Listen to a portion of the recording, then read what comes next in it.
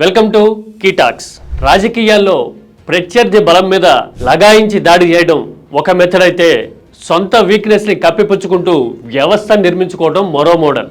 రేవంత్ రెడ్డి మొదటిది ఎంతవరకు చేస్తున్నారో తెలియదు కానీ, రెండో విషయంలో అంటే తనదైన సిస్టమ్ని నిర్మించుకోవడంలో ఏడాదిన్నర అయినా కానీ ఇప్పటి వరకు సఫలం కాలేకపోయారా అనే అభిప్రాయం కలుగుతోంది. అసలు సమస్య ఏంటి? రేవంత్ సొంత వ్యవస్థని నిర్మించుకోలేకపోవడానికి కారణాలేంటి? డీటెయిల్డ్గా చూద్దాం. Don't forget to subscribe Key talks.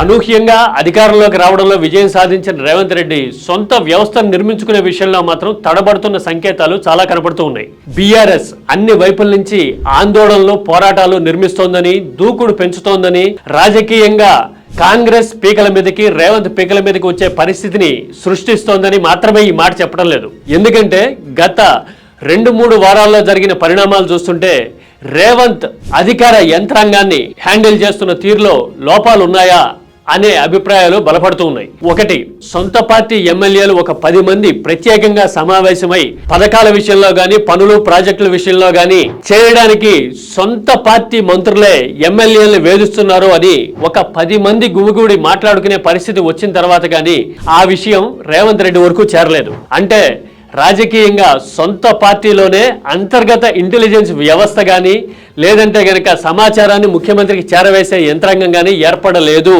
అనే విషయం క్లియర్ కట్ గా అర్థమైపోయింది. ఫామ్ హౌస్ లో సమావేశం అయిన తర్వాత వాళ్ళందరినీ ప్రత్యేకంగా 2-3 రోజుల తర్వాత పిలిపించుకుని బుజ్జగించాల్సిన పరిస్థితి రేవంత్కి వచ్చింది.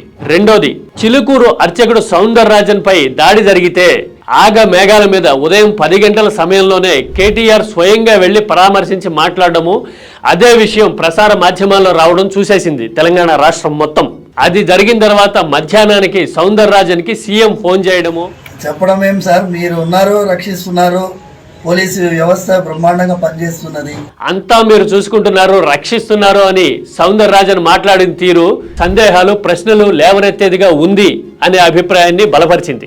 ఇక ఆ తర్వాత మూడోది, తెలంగాణ వాసులు కుంభమేళా నుంచి తిరిగి వస్తుండగా మధ్యప్రదేశ్లో వాహనానికి యాక్సిడెంట్ జరిగింది. బహుశా ఓల్డ్ వెహికల్ అవ్వడం మూలాన కావచ్చు, ఆ వాహనం రిజిస్ట్రేషన్ ప్లేట్ ఏపీ నెంబర్తో ఉంది.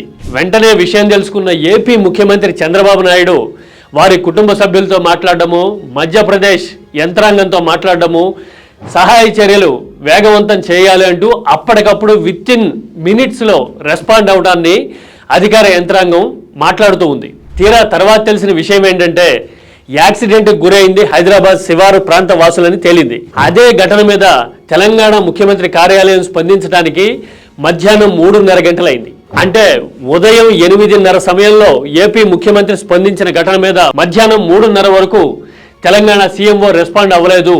ఈ 3 విషయాల్లోనూ ఇలాంటి ల్యాప్సెస్ కనబడ్డాన్ని బట్టి చూస్తే రేవంత్ సొంత యంత్రాంగాన్ని, వ్యవస్థని నిర్మించుకోవడంలో ఇంకా తడబడుతున్నారేమో అనే చర్చ జరుగుతూ ఉంది. మీరేమంటారు? రేవంత్ తనదైన సిస్టమ్ నిర్మించుకోలేకపోయారా? ఏడాదిన్నర సమయం తర్వాత కూడా తెలంగాణలో తడబాట్లు దేనికి సంకేతం? మీ అభిప్రాయాన్ని కామెంట్లో చెప్పండి. Don't forget to subscribe Key talks.